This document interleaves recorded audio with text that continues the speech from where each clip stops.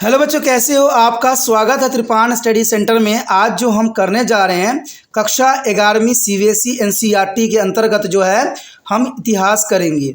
ये इतिहास काफ़ी महत्वपूर्ण रहेगा, जो कि आज हमारा चैप्टर है लेखन कला और शहरी जीवन या राइटिंग्स एंड सिटी लाइफ। बहुत काफ़ी महत्वपूर्ण है, जिसमें मेसोपोटामिया के विषय में हम विस्तार पूर्वक चर्चा करेंगे और जानेंगे हर एक पहलू।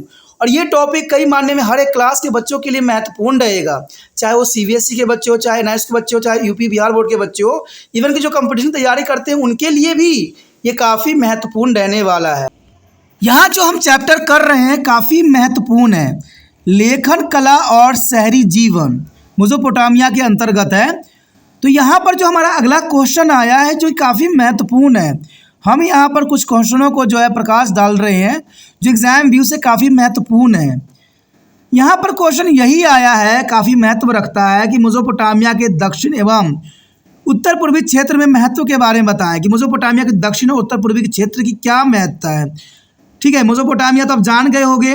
मेसोपोटामिया के दक्षिण और उत्तर पूर्वी शहरों के कुछ महत्व को बताना है कि किन महत्व के कारण ये क्षेत्र जो है काफ़ी महत्व रखता है। मेसोपोटामिया का दक्षिण क्षेत्र रेगिस्तानी है। अब जर्नल सी बात है, रेगिस्तानी है तो यहाँ पर कुछ भी होना संभव नहीं है, लेकिन ऐसा नहीं है। देखा जाए मेसोपोटामिया के दक्षिण क्षेत्र बेशक ही रेगिस्तानी है, लेकिन यहाँ पर यूफ्रेट्स और टाइग्रिस नदी यहाँ के शहरी जीवन को सहारा देती है। क्योंकि कोई भी नदी जो है, मैंने आपको पहले ही बताया था कि मेसोपोटामिया शहर जो है दो नदियों के बीच में स्थित है, यूफ्रेट्स और टाइग्रिस। और ये नदी जो है यहाँ के शहरी जीवन को सहारा देती है। सारे गतिविधियाँ जो होता है इन दो नदियों के कारण ही संभव हो पाया है। और ये नदियाँ क्षेत्र में बाढ़ लाकर अपनी गाद जमा कर देती है। और देखा जाए तो इन नदियों में अक्सर बाढ़ आते रहते हैं। और आपने सुना भी होगा कि बाढ़ आता है तो उसमें जान माल की तो हानि पहुँचती ही पहुँचती है, जो एक संभावित बात है और ये स्वाभाविक है। लेकिन जब बाढ़ आती है तो एक और भी महत्वपूर्ण बात रहती है कि जब बाढ़ आती है तो वो अपने साथ महत्वपूर्ण मिट्टी को भी साथ में लेके आती है। और ये मिट्टी काफ़ी महत्वपूर्ण होता है। किस लिए होती है? क्योंकि इससे मिट्टी की उपजाऊ बना देती है। ये मिट्टी जो है काफ़ी मायने में उस क्षेत्र को काफ़ी उपजाऊ बना देती है। इसलिए जब बाढ़ आती है तो अपने साथ गाद लेके आती है। और यही बात यहाँ पर मेसोपोटामिया के क्षेत्रों में भी देखने को मिला, जो कि यहाँ के शहरी जीवन के लिए दो नदियाँ जो है सहारा प्रदान करती है, यूफ्रेट्स और टाइग्रिस नदियाँ।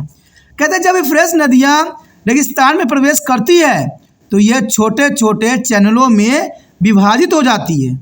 यानी ये काफ़ी महत्वपूर्ण बात है कि जब यूफ्रेट्स नदियाँ रेगिस्तान में प्रवेश करती है तो ये छोटे छोटे चैनलों में विभाजित होती है। अब देखिए दोस्तों, चैनल में विभाजित होने का मतलब है कि हर क्षेत्र को जो है पानी मिल जाता है और वहाँ पर कृषि करना बहुत ही स्वाभाविक बना देता है। तो इसीलिए मेसोपोटामिया जो है इतनी विकसित शहर था। रेगिस्तान होने के पश्चात भी यहाँ पर कोई चीज़ की कमी नहीं थी, क्योंकि ये नदियाँ जो है इनको सपोर्ट करते थे। और ये नदियाँ जो है छोटी छोटी चैनलों में विभाजित हो जाती थी।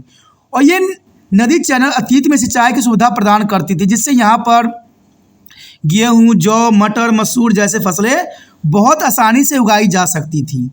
देखा जाए तो आप समझ सकते हो कि रेगिस्तान होने के पश्चात भी ये क्षेत्र काफ़ी फली फूली, क्योंकि यहाँ पर दो नदियों का सपोर्ट था और यहाँ गेहूँ, जौ, मटर, मसूर जैसे फसल उगाना आसान कर दिया, जो काफ़ी महत्वपूर्ण है। हालांकि पर्याप्त वर्षा नहीं होती थी। यहाँ पर देखा जाए तो पर्याप्त मात्रा में वर्षा नहीं होती थी, क्योंकि यहाँ पर सिर्फ यहाँ के जनजीवन जो चलती थी तो वही दो नदियों के सहारे चलती थी। यहाँ पर जो देखा जाए तो वर्षा की जो मात्रा है अपर्याप्त होती थी। कहते हैं उत्तर पूर्वी क्षेत्र में मेसोपोटामिया के जो है स्टोपी क्षेत्र में भेड़ बकरियाँ चराई जाती थी। यानी यहाँ पर भेड़ बकरियों के लिए काफ़ी स्थान जो थे, और इन क्षेत्रों में दूध, ऊन, मांस का उत्पादन बड़ी मात्रा में होती थी। यानी इन क्षेत्रों में दूध और ऊन का जो है बड़ी मात्रा में जो है उत्पादन होती थी। इवन कि देखा जाए कि दूध, ऊन के साथ साथ यहाँ पर जो है मछली भी प्रचुर मात्रा में उपलब्ध थी। तो देखा जाए दो नदियाँ थी तो दो नदियों में मछलियों का होना एक आम बात है। कहते खजूर गर्मियों में फल प्रदान करता था। और इन तथ्यों को ध्यान में रखते हुए हम निष्कर्ष निकाल सकते हैं कि मेसोपोटामिया के लिए क्षेत्र अत्यंत महत्वपूर्ण थे।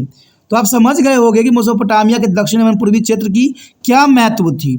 ये काफ़ी महत्वपूर्ण था वहाँ के जनजीवन के लिए।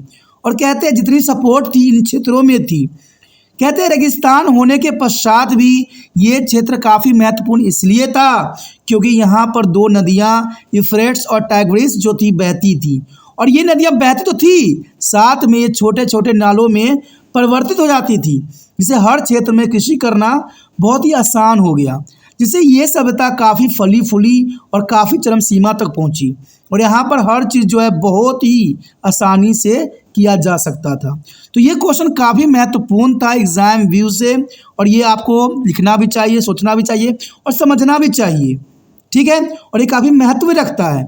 अगर ये बात आपको समझ में आया, अच्छा लगा, अगर आप दिल से त्रिपाण सेंटर का मदद करना चाहते हो, मदद करने की भावना है, तो जितना हो सके जो भी आपको तरीका लगता है दूसरे बच्चे तक वीडियो को पहुंचाने में, तो वो तकनीक आप यूज़ कर सकती हो। देखिए दोस्तों, सिर्फ मैं ही आपके लिए करता रहूं ये कहीं उचित नहीं है, आपको भी कुछ करने की आवश्यकता होती है। कहते हैं कभी भी एक हाथ ताली नहीं बजती है। कहते हैं अगर आप मेरे लिए मदद करते हो तो आपके लिए भी मैं मदद करूंगा, हर संभव कोशिश करूंगा कि आपका जो है अच्छा से अच्छा जो है एग्ज़ाम निकल सके, अच्छे से अच्छे आप मार्क्स प्राप्त कर सको। क्योंकि 11वीं क्लास के बच्चों के लिए समय की बहुत ही कमी होती है। कारण क्या होता है कि एडमिशन बहुत लेट होता है। अगर आपके मन में भावना है, अच्छे विचार हैं, तो जर्नल सी बात है, इस वीडियो को जितना हो सके शेयर कीजिए। और शेयर करने कुछ नहीं करना है, यूट्यूब पे आपको शेयर का जो है बटन दिख रहा होगा, उसको दबाइए और वहाँ पर जो ऑप्शन आ जाएगा तो आप उसको व्हाट्सएप स्टेटस पे जो है स्टेटस पे लगा दीजिए।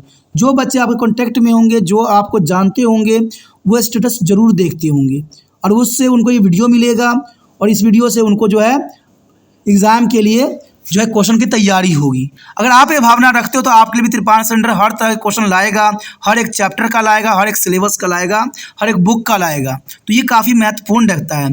पहली बार मेरे चैनल पर आए हो, पहली बार अगर वीडियो देख रहे हो तो जर्नल सी बात है, इनको सब्सक्राइब कीजिए और अपने मोबाइल में सेव कीजिए। सेव करने से आपको फ़ायदा रहेगा क्योंकि यहाँ पर 8th से लेकर MA तक के बच्चों के लिए बहुत कुछ है। कहते हैं हम एक पे नहीं सीमित है, हमारे पास बहुत कुछ है, तो इस पर आके आप पछताइएगा नहीं। सोचिए नहीं, विचार ना कीजिए, चलो सब्सक्राइब करके अपने मोबाइल में सेव कीजिए।